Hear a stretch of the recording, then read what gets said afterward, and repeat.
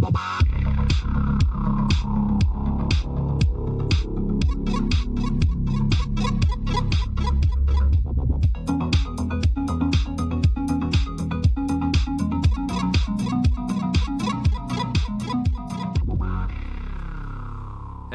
and welcome to the Unlucky Frog Gaming Podcast. You are joined by your usual hosts, Josh Hartley and Thomas Mannering.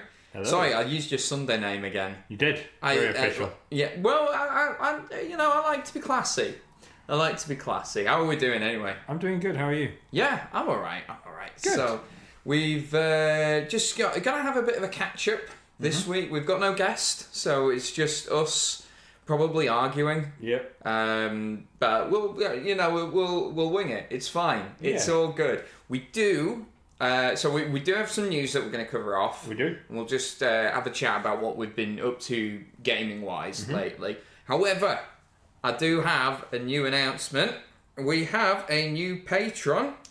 So thank you very much to James Frew. And we've actually had James on the show, or we've at the very least talked about his game, the old Hellfire Club. So thank you very much, James. It's really appreciated. And you too can be a patron as well and get a little shout out on the show. Just head over to our Patreon and we can check out the different levels of pledges. Why are you laughing? Just thinking, who doesn't want to hear you say their name on a podcast? I mean, that's it got to be the greatest reward, right? I called my parents and told them, like, when you said my name. Just today. Right now. Hey, there we go. Yeah. Oh, I'm sure they're glad for you. I'm glad for you. You should be. Thomas Mannering. Please don't. Yeah. Please Okay. stop. I made it weird.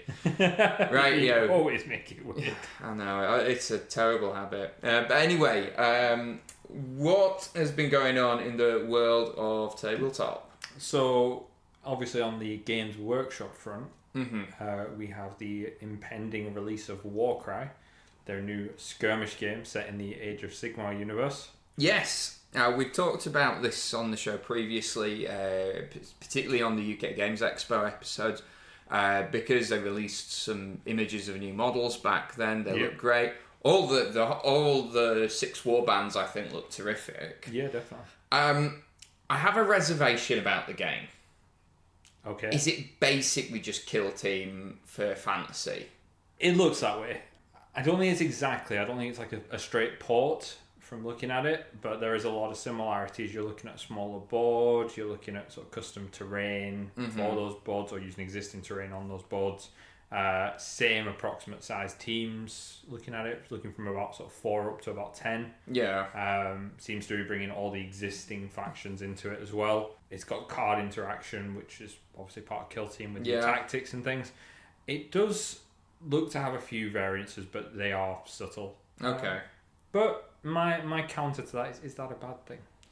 Well, I suppose not, but I mean, for me, I already have Kill Team to scratch that itch. Now, fair enough, there'll be some people out there, I'm thinking specifically of Ben, who science fiction's just not really their thing, so this will probably appeal more to them. Yeah. And look, we're getting more models out of it, and that can never be a bad thing. No. But I mean, what's your take on it, what you've seen so far? I like it. I've been really impressed with the model range, more than I was when I first heard about it, and I heard sort of the focus was on the chaos aspect of it, because although they are encompassing all the teams, there is definitely a sort of chaos bent to this. Yes. I think I was a bit reserved because chaos has kind of been done to death, but I think having seen some of the teams, they're stunning, like not just from a model point of view, but just the kind of concepts behind them, and this idea of it's more about kind of how people have almost interpreted the different chaos faiths. I find that quite interesting from a narrative point of view, and that's speaking from someone who doesn't really like this Age of Sigmar narrative. Okay. So it feels a little more grounded. Okay. Which I like, because Age of Sigmar for me is almost too high fantasy. Yeah. Whereas this is sort of looking at how has everything that's happened within the mortal realms affected your man on the street almost. So you've got these people who have sort of taken to worshipping chaos in their own unique ways. Well, and to me, it reminded me of Path to Glory, right? Which is a great game where you run a little chaos warband trying to basically beat each other up. I no doubt in my mind that this is like a sort of spiritual successor to that, at least in terms of the plot. Yeah. Do you think if you have a go at it, what faction do you think would you go for? One of the new ones or just use an existing? I would go for one of the new ones. Okay. None of the existing ones really appealed to me. I kind of was considering this early in the week because I am going to pick up the rulebook and the cards, and I will pick up a faction when they get released, but not immediately. I've already kind of discussed this with Scott about how we're going to approach Warcry, but I think for me I'll probably go for the Raven fellas who were... the bird people. Yes. Yeah. I did know their name, but it's completely escaped my mind at the moment, but I really liked their kind of aesthetic. I like the models. I just think of It's Always Sunny. It's not a bad thing. Again, I'm not saying it's a bad thing. It's just that's what it brings to mind. Sure. Yeah. No, I get that. For me, they actually, I'm going to get super nerdy here. They actually remind me a little bit of Critical Role. Because in that he has a big Raven theme going on. Yeah. And he has sort of the Raven wings that sprout out of his back. So I like Ravens. I've always been a fan of them. The Raven Queen's a really cool god as well in D&D. So that works for me. I can get on board with that. Cool. Well, listen more to us as we have a crack at it, and we'll let you know our thoughts in due course. Yeah, as and when. Yes, as and when indeed. Anyway, what else has been going on in tabletop? So we've had from Upper Deck, we've had a bit of information about the new Legendary release. So Marvel Legendary, which I'm a big fan of, which I played with yourself on a couple of occasions. They've changed the format slightly, so they've gone from larger boxes down to 200 card boxes. The next set is called Revelations, which seems to be bringing in quite a few characters that people have been waiting on. People like Scarlet Witch, right? Okay, Quicksilver, War Machine. These are like really big. They're big characters, names. Actually. Like, I mean, not like the headline acts of Marvel, but they're up there. They're supporting acts for sure. And some lesser characters as well, like Hellcat, who's sort of recently appeared in the Jessica Jones TV show, and a few others.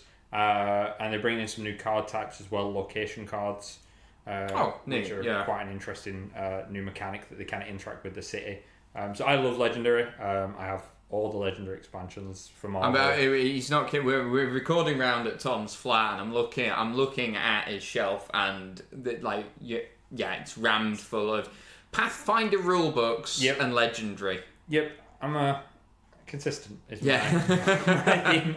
So yeah, I'm really looking forward to this. A lot of people are a little bit discouraged that they've reduced the size of the expansions for the main expansions down to 200 cards.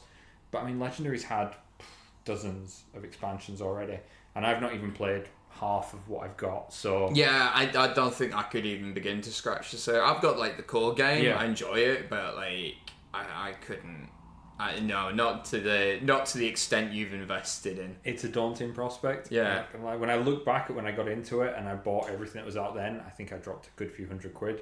If you did it now, with everything that's come out since and is still coming out, I don't think I could do it. Especially not with the deck protectors on top of it. Although they were a sound investment, because I did have a recent spillage during a game of Legendary, and those deck protectors did save everything. So. Yeah. Hey, result. They've done their job. Yeah, that's it. So endorsement there for deck protectors. There we go. Shout out to deck protectors protecting your deck since they were invented. I don't know. I don't know because they must be older, because they were made for baseball cards originally. That's a good point, actually. I always forget about baseball cards. You always think like cards started with like Magic the Gathering. Yeah, no, because the baseball cards are actually one of the big influences on MTG. It's very true. So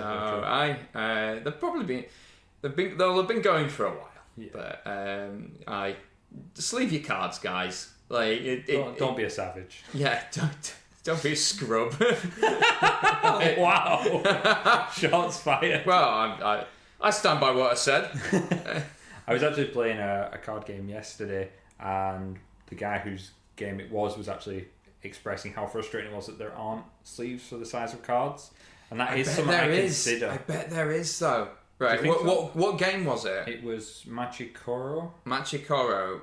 So I've never played Machi Koro before. I've obviously heard of it. How big are the cards? They're a weird size, because I'd say they're taller than sort of Magic cards in your standard card formats. Okay. But they're thinner than them as well. So what, Yu-Gi-Oh sized? No, because Yu-Gi-Oh are smaller entirely. These they have more height, but then slimmer. Because usually, I know Fantasy Flight do it with their games that have uniquely sized cards. I know Days of Wonder do as well. They will bring out specific sleeves for them. Because they'll make money on it. See, it's always been a bone of contention for me because I really struggle to get deck protectors for Munchkin. Munchkin's a tricky one to sleeve as well. Oh my god, you're right. Yeah, they're not standard card size, are they? Nope. Yeah. And to my knowledge, Munchkin have never made sleeves. No, I don't believe they have. Which is, the next time we get Steve Jackson on it, we should really. I will question him on that. I'm sure he's got his finger on the pulse in that regard. But yeah, that was always because I have quite a few sets of Munchkin as well that again I'm quite precious about, and I always get a bit nervous when the drinks come out near the table. I cannot remember the last time I played Munchkin. I think you might have played it with me the last time you played I'm it. almost certain I would have, to be fair. I have a vague memory of playing This Munchkin. is probably in Geek Retreat when I insulted Bronies. Yeah, you did that a lot though, to be fair. Only once. I remember. No, it was only one time. Right? So some sort of brony hater. I'm not Right, so I'm going to have to explain now, right? We were in Geek Retreat playing Munchkin as established, right? Yep. And Geek Retreat sell comics, and this was as the Brony craze was just taking off. So this was 5 years ago? Yeah. Yeah, so about 5 years ago. And I saw a My Little Pony comic. I actually say, what is with this whole Brony thing? I don't get it. And I stand by that statement. Sorry, folks, but grown men being into something that is for young girls. This is controversial, Josh. This is controversial. Is it though? I kind of think it's a bit odd. I think certainly young girls are the target demographic. Yeah. But I don't think it's expressive to them. I say love what you love, right? If you want to get into that kind of thing, that's fine. But to support what you're saying, don't be weird about it. Well, case in point, right? I don't think I said anything outlandish. I just said, I don't really get that. Yeah. Right? A guy at the table next to us stands up and just, not yells at me, but says firmly, I did not come here to be insulted by people like you. Right? And I was really confused until I saw that he had, I don't know, Rainbow Dash or someone on his hoodie. I remember that. I'd forgotten all about it, but it's come back to me now. It was such a weird experience. Yeah. So, and the thing is, to your credit, I don't think you were actually insulting the guy at all. You just expressed a lack of understanding and appreciation for what he was interested in. Much in the same way that I would expect someone who doesn't really get Dungeons and Dragons or Pathfinder or whatever to maybe just to express what is with guys playing pen and paper RPGs and rolling dice and all of that. Do you know what? That's fair enough. Is that your Jerry Seinfeld setup? What is it with these guys? Don't compare me to Jerry Seinfeld. Is that it? We'll do Unlucky Frog stand-up sessions. Yeah. Just in front. Why was it right? Why is it American stand-ups? They're always in front of a brick wall. The open brick kind of thing. Why? I don't know. Why is that a thing? What is it with these American stand-ups and their open brick? God, no! It's happening. I've done it. I don't know. It's weird. But then I think a lot of stand-up clubs, for some reason, I found always seem to be underground. But yeah. That could be it, yeah. So maybe it's just that, it's not really worth decorating your open brick. And you get that. It's now a cliche, so. Yeah, exactly. It's an aesthetic. It's how should we decorate it? Open brick. Sounds good. Yeah. This is what people want. Fair. Unlucky Frog, interior designs. Yeah, there we go. That's the next podcast. That's our next venture. So. What? Yeah. Well, you said you were playing Machi Koro. Yes. Yeah. So we have our board game night at my place of employment. I don't get paid to do this, unfortunately. How awesome would that be, though? That would be good. So my real job, I set up a board game club. There's only about half a dozen to a dozen of us, depending. And last night was our particular monthly evening. So we played Machi Koro, which I really enjoyed. Not my type of game. You kind of have you build up your city, so you have a static city that you have to buy the cards for. So there's like 6 cards you have to buy. Yeah. And when you bought those 6 cards, you win. And I had a lot of fun with it. I didn't win, which was annoying because I was very close to winning. But it's a really cool game. The card art's quite nice. It's very sort of... Very stylized. It's almost minimalist, but not quite. It's very simple, but in a nice, clean way. The mechanics are actually really cool. You've got kind of locations that you buy that just give you wealth, locations that you buy that you get wealth at the same time that everybody else does, and then locations that you buy that take wealth from other people, and they're the most fun ones. Yeah. Really. So I had an industry that was founded on dining experiences because they took money from other people. So you opened a chain restaurant? Basically, yeah. Chain of restaurants and cafes. Oh, man. But my industry was supported by my mackerel boat that would go out and also bring me in a bit of extra money from my mackerel farming. So I'm picturing that you in Japan are running like a chain of seafood restaurants. Pretty much. Aye. Well, what's your restaurant chain called? Probably something like... No, I'm not going to say that because you'll just bleep me for it. It'd probably be, Zesty Seaman, something like that. Oh my god. Shit. It's a bunch of enthusiastic sailors. Yeah, Zesty Seaman. I was going to go for a more innocent pun of Tom's Place. That's not... Oh, okay. Yeah, See? I see it, yeah. Yeah. It's more innocent. It's a lot more innocent. That's less likely to bring the rating up on the episode. I'm going to have to check with Charlotte as to where we stand on a pun like that and whether we have to have this as adult only now. I think that is fine. Yeah, okay. Just a reference to the botanical specialists. No, not botanical, that's something different. Yeah. Botanicals, plants? Plants, yeah. Yeah. Botanicals. Nautical. Nautical! That's the word I'm looking for. It's been a very long day. It's been a long week. We're recording this on a Friday night. And it's very warm. Oh my god, it is so hot. I think I've melted. Yeah. I'm pretty sure my brain is half goop at this point. More than normal brain goop. Goop plus. Goop, yeah, Goop plus, I like that. What else did we play? Unstable Unicorns. I played that for the first time. So what did you think of Unstable? Because I've played this once. Yeah. My brother's girlfriend has it. I won, so I liked it. No. I enjoyed it. It's a simple game.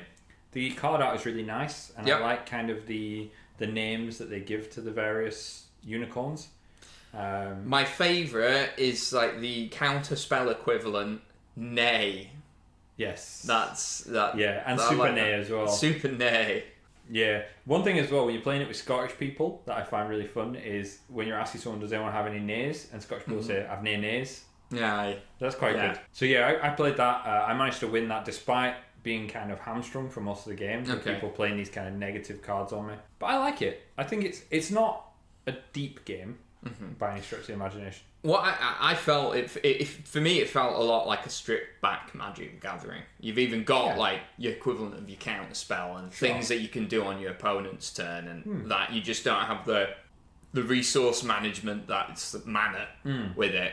No, I get that. But to be honest, mana's the thing that kind of puts me off Magic. As much as I enjoy it, it's always the thing that I get the least out of. Yeah.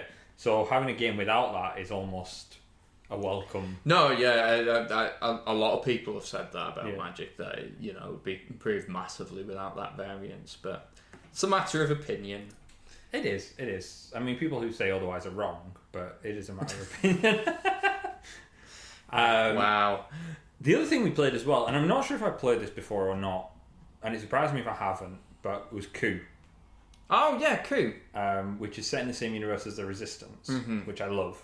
And has a lot of similar sort of bluffing elements to it, but not the hidden traitor element to it. Yeah. And I really enjoyed that. It's a lot quicker to play as well. Quick. You can easily get a game in 10 minutes. Oh yeah. Which is really good, But it's still quite aggressive, which is, never a bad thing. Never a bad thing to be aggressive. So how long have you been running your board game club at your place of work now? 7 or 8 months now. Yeah. And was this something that you did off your own back, or was this through talking to people at work about gaming? It was actually because of this very show. Hey! Yeah. So I did not know that. That was not a setup. So one of my workmates, someone I didn't know beforehand, had heard an episode that I was on, and sent me an email, something along the lines of, "Are you the same guy who was on the Unlucky Frog talking about whatever it was that time I was talking about?" Oh my god, that's amazing! And I was like, "Yeah, that's me. You know, I'm kind of a big deal." Humble brag. Humble brag. No, and he said, "Oh, you know, it'd be really cool if we could like get some board games going on here." And I said, "Yeah, that'd be a decent idea." So we put out emails, and we've had quite a few people sort of cycle in and out and come and play some games at work. It's just once a month because you know, I don't want it to be too much. Yeah, people have lives. Yeah, exactly. Yeah. But it's good. I mean, we played a bit of Magic the Gathering last night before we did our other stuff. We played loads of games. It's been really good for me to get exposure to games that I just wouldn't have otherwise. Yeah, I mean, do you find that the group tends to favour certain types of games over others? Not really, no. I would say certain people Yeah. favour certain types of games. So I favour sort of hidden traitor games.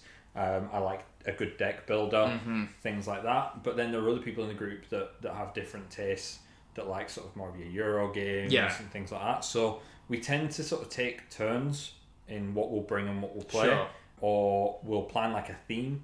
So we'll be like, we'll do deck builders on this particular night, or we'll do sort of resource gathering games and things like that, you know, worker placement.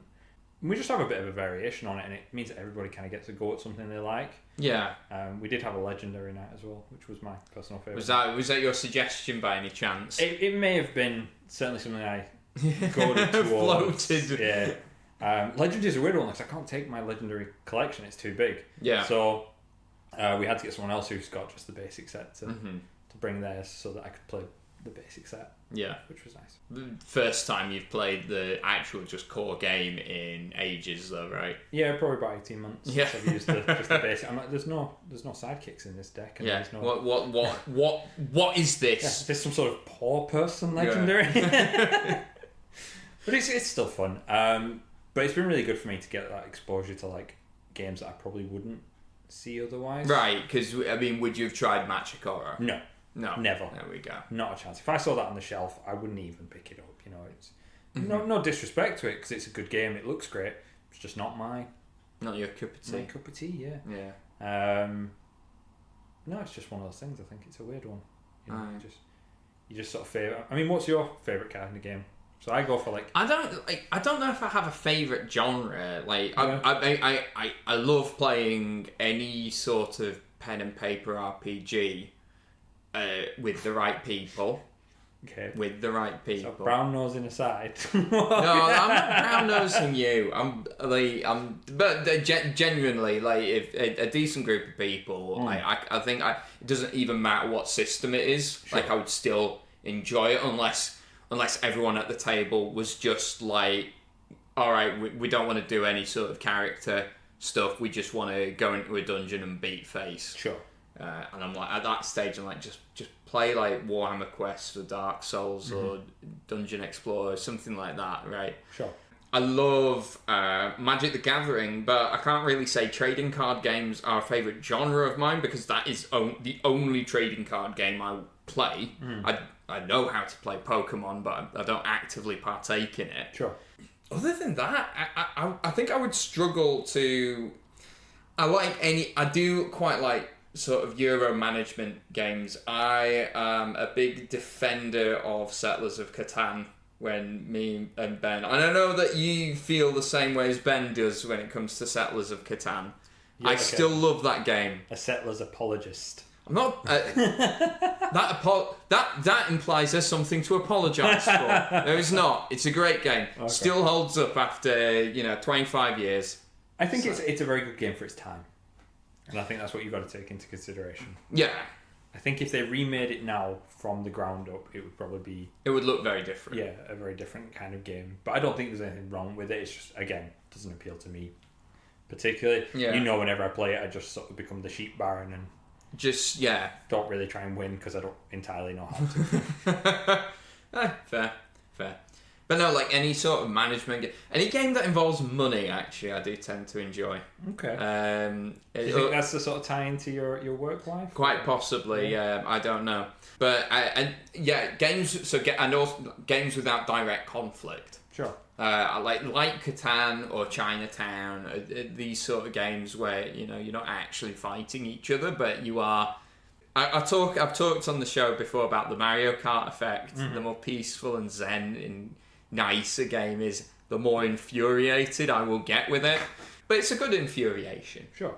So it's interesting that you mentioned that you like games that have kind of money to them, because I like games with a hidden trait thing, and they do kind of tie into our respective career paths. That's true. So Tom, for the company that he works for, does fraud investigation. Yes. So reading people, sure, and trying to trip people up. Yeah. Whereas I lend money. So just sort of imagine a Scrooge kind. I sell the easiest thing in the second easiest thing in the world to sell. So I suppose the only other thing that we've been up to is our Kill Team campaign. After a year, yes, we've finally started one. 1 year in the planning. Yeah, the slowest planning phase in the history of a campaign. To be fair, it took quite a few of us to get around to actually building and painting a Kill Team. So I think it's the same with all. You get it with like D&D campaigns as well. It's getting everyone together in one place at the same time. Mm-hmm. Now that campaign's going, it's not an issue, but it was that initial all in the room at once. Yeah, just trying to enthuse people. So there's us two. Yep. We have BM, Callum, Lanky Santa, Barry, and Scott as well. Not Barry Scott. No. Barry and Scott. Some sort of weird fusion of the two. No. Barry Scott's the guy who advertises Sill It Bang. Okay. Do you not remember Barry Scott? I don't know. Barry Scott fusion would have like the biggest afro and the biggest beard. Oh, like, man. Conceivable. That would be amazing. We've only had one game. Tom and I are about to have our second game against each other. About to square off. Yeah. Up your dukes. Excuse me? Up your dukes. What? Yeah, it's going to be good. Yeah. So, how did your first game go? From a victory standpoint, it went terribly. From an enjoyment standpoint, it was really good. So my first game was against Scott. I'm using Astra Militarum, or as I call them, Imperial Guard. Because you're a normal human being. Scott was using Mechanicus. Yeah. And it was a really interesting scenario. We played on one of the board-specific scenarios, where basically Scott was moving through an area and my guys were hidden in and amongst the statuary and kind of sprung out of the statues around him. That's really cool. Which was quite an interesting scenario. The downside was that Scott has a lot of firepower that he brings to bear. So I basically jumped out into a hail of gunfire. And as chance would have it, my rolls at the start of the game didn't go too well. So I lost a lot of people very early on. It did turn around a bit towards the end. My rolls started to pick up and I got a few quite lucky situations. And I pulled it back a little bit, but at that point things had got so bleak that I had a choice. I could either really, really try and scrabble for maybe getting a win or just cut my losses and walk away. And I was like, at this stage, I think I'll just walk away. Yeah. Rather than like desperately fight to maybe pull a win.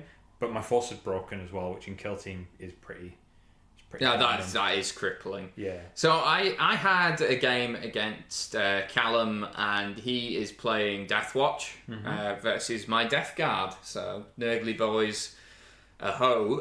What a death. Death, skulls. It's a bit of a dark game, isn't it? Really. Grim dark. Yeah. You could almost say. Quite. But. What? But it's so I absolutely, in terms of kills, completely pasted him. Okay. Like he only it's a small kill team anyway. Death Watch, they're very elite, but I managed to kill 3 of his 5 guys. Okay. Couldn't destroy the objectives to save my life though. So That's right. Yeah, I remember your. So he ended up beating me by a point because he managed to hold me off destroying the objectives. Yeah. It's an interesting one as kill team because I think you do need to play the scenario. Yeah. You can't just play to kill. Yeah. While there is an element of that can work, certainly if the scenario calls for that, you need to be kind of canny about what you're actually looking to do. Absolutely, yeah. And it can be quite punishing if you don't do that. And that's why it's an interesting game, right? Because there are kill teams, there are teams out there that are so much better for just destroying things than the others. Definitely. But it doesn't work like that. You've got a mission to complete, so you have to bear that in mind rather than just do the fun thing of just all-out warfare. See, I would rather do the mission. I find just death a bit dull. Whereas if there's... Death is better with a purpose, you know? There we go. There's your philosophical thought of the week. Exactly. You know, we get deep for a minute. Let's just put on our highbrows. Yes. I'm going to play some classy music in the background. Yeah. Don't do that. Yeah. Anyway, guys, I think that's pretty much all we've got time for. So thank you once again for listening. Until next time, take care. Bye. Bye.